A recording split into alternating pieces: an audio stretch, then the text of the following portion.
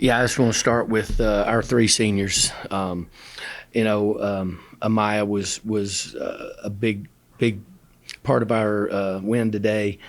She was plus 11 in 15 minutes or 16 minutes, and I thought her defense really gave us a spark there in the fourth quarter. And then Ulda, and you guys had mentioned and asked her about her growth, and it's been tremendous in her 3 years. And where she's at now from where she was when she got here, it I guess shows what kind of kid she is. She is one of the. There's not a better human being on the planet than Ulda.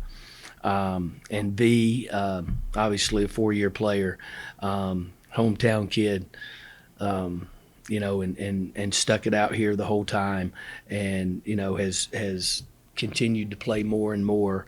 Had not a rough freshman year, but didn't get to play a lot. And then from that point on, she's really took off, and she's going to be hopefully on the top of a couple of records. Yeah, she's 4 away from the 3-point career record. So, any questions for Coach? Mm-hmm.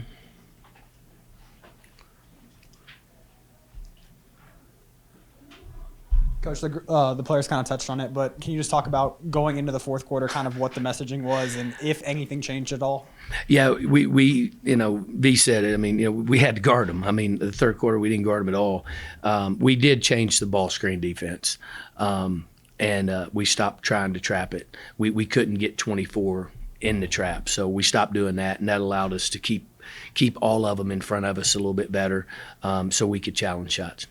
And then, I mean, you've touched on what makes V so special, but when she's going on such a heater like that in the fourth quarter, I mean, was it a matter of she was getting open looks, or she's just, draining shots, tough shots? I mean, can you just speak to her performance in that? Yeah, I mean, she came up big in the fourth quarter. She had good shots. She just didn't make any of them, up until that point. And, it's just one of those things. You're going to, we're not going to tell her to not shoot it. She's why we have success along with the others.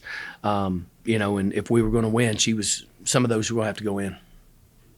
Coach, we asked them earlier about the turnovers. Yeah. What was things that were not working for you guys in the first 3 quarters, and then what changed in that fourth quarter for your team to be able to hold on to the ball? Yeah, we had 16 turnovers at halftime and 28 points. Okay, we had, even before the game in the locker room, pregame speech and all that, just kind of a glazed over look, like. We they were excited to play, but we just our focus wasn't there, and we played hard in the first half, but just the ridiculous passes that we were making, baseball passes across the court. Like, we've worked against this press, for 5 or 6 days. The 3 days before we went up there, we did it Saturday because we were off, and then the 2 days leading up. And we have never done any of that. So I don't know why we did it, but in the second half we stopped. So we only turned it over 6 times, and we scored 45 points. So that's the best way I can tell you. And I know, probably as a coach, that can be a little frustrating, but it can be also good that, as you mentioned, that is something that stopped in the end. So why is that? For your mentality, is that a positive outcome where it's like, okay, for the game you had a lot of turnovers, but it was something that was able to be corrected at the most important part of the game? Yeah, you can take some positives out of that. Look, and you're right. It was frustrating in the first half just because we were doing things that we haven't ever done. And then my last question for you is, just talk about just the fan support that you've gotten this year. Some of your seniors have gotten just in their time here with the Lobos. Yeah, I had a great crowd today, and we never take our fans for granted. We know how special they are, and we know how special this place is for women's basketball to be able to draw crowds. So, we're thankful every time they come out, and we're going to be back in here one more time on a Tuesday night. And we wanted to make sure we did senior day on a weekend day, like the last weekend home game, just so everybody's family could get here, and our crowds are usually bigger on the weekend. So that was all about the 3 seniors.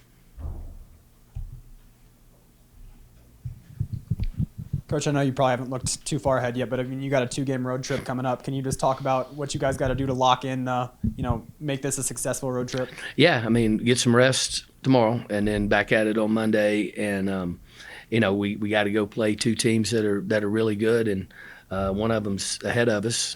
And the other one, I think, is tied with us or something. So, I mean, obviously 2 big games for us. The things that we have to do is we just have to go play and compete and do what we can. We're whatever 27 games or 28 games into this thing. We are who we are. We just got to be the best version of us, and we'll see if that's good enough to win or not. And then, you mentioned you're playing, teams seeding wise. I mean, how much do you look at seeding stuff right now? And I mean, does that kind of factor into how you might want to try to, game plan or anything like that? No. I did look at it this week, and that was the first time because I had no idea where we were. But no, it won't change. I mean, we're going to play. We'll have a plan for Wyoming, and they'll have a completely different one for Fresno. So it won't change any of that.